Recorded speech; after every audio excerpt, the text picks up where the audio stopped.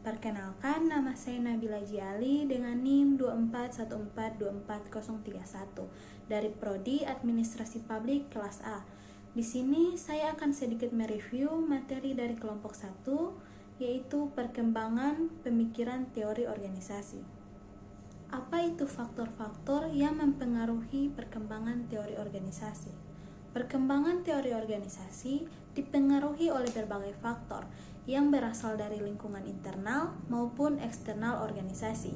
Berikut adalah beberapa faktor utama yang mendorong evolusi teori organisasi.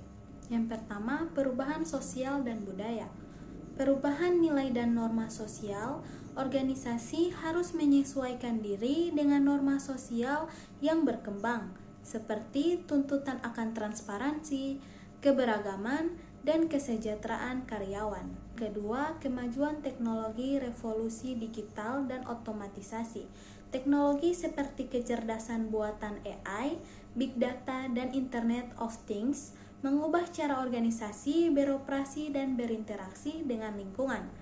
Komunikasi dan kolaborasi virtual, teknologi memungkinkan organisasi beroperasi secara global dengan tim yang tersebar di berbagai lokasi. Ketiga, globalisasi persaingan internasional. Organisasi harus beradaptasi dengan pasar global yang semakin kompetitif dan dinamis.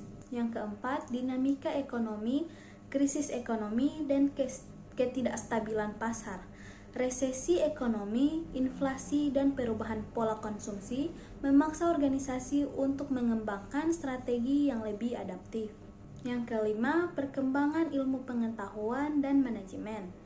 Teori baru dalam manajemen dan kepemimpinan.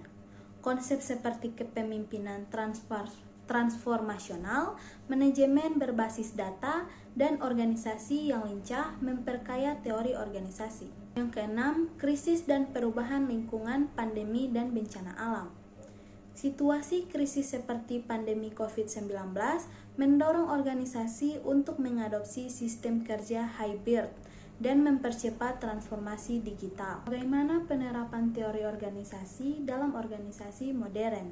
Penerapan teori organisasi dalam organisasi modern melibatkan penggunaan berbagai konsep dan prinsip yang dikembangkan dalam studi organisasi untuk meningkatkan efektivitas, efisiensi, dan adaptabilitas organisasi dalam lingkungan yang kompleks dan dinamis.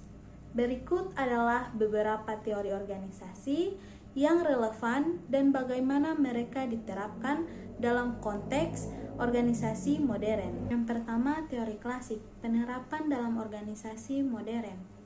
Struktur hierarkis, meskipun organisasi modern cenderung lebih fleksibel, beberapa elemen hierarki masih digunakan untuk memastikan akuntabilitas dan alur komunikasi yang jelas.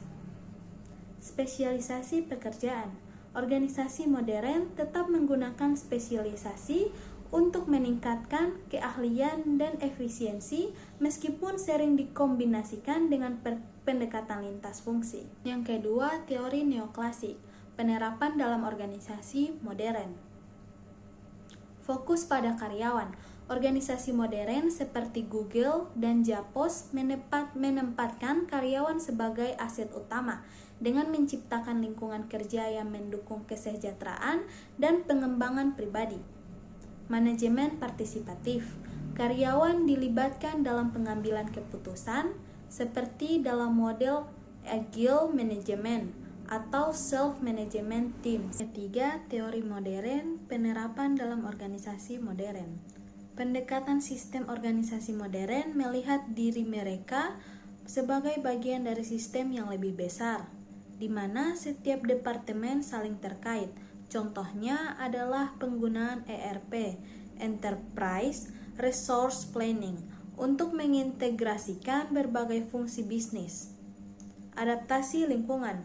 Perusahaan seperti Amazon dan Netflix terus menyesuaikan strategi mereka berdasarkan perubahan pasar dan teknologi. Yang keempat, teori postmodern, penerapan dalam organisasi modern. Struktur fleksibel, Organisasi postmodern cenderung menghindari hierarki kaku dan lebih memilih struktur yang datar atau jaringan. Contohnya adalah perusahaan startup yang mengadopsi model holakraki, keragaman dan inklusi. Organisasi modern semakin menekankan pentingnya keragaman dan inklusi, baik dalam hal gender, budaya, maupun perspektif. Desentralisasi. Kekuasaan tidak lagi terpusat pada manajemen puncak, tetapi didistribusikan ke tim atau individu. Contohnya adalah model remote work yang memungkinkan karyawan yang bekerja dari mana saja.